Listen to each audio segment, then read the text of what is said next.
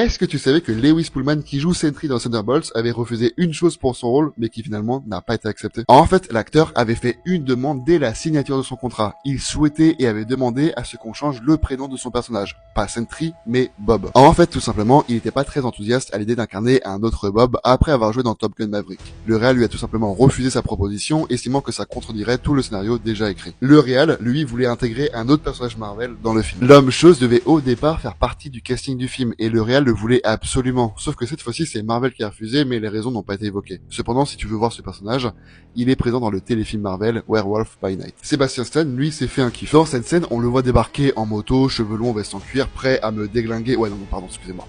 Mais en vrai, cette scène te rappelle rien? En réalité, Sebastian Stan avait déclaré que pour faire cette scène, il s'était grandement inspiré de Terminator 2, et que pendant le tournage de la scène, il se mettait en boucle la musique du film dans les oreilles pour se mettre dedans. Là, je vais te parler de la scène post-générique, alors attention, spoiler. Cette scène post-générique est très stylée, mais surtout, elle a été réalisée très tardivement dans le processus, vraiment à la toute fin. Et elle a été réalisée en fait sur le plateau de tournage de Avengers Doomsday, et a priori, ce seraient les frères Russo qui auraient fait cette scène pour le film Thunderbolts.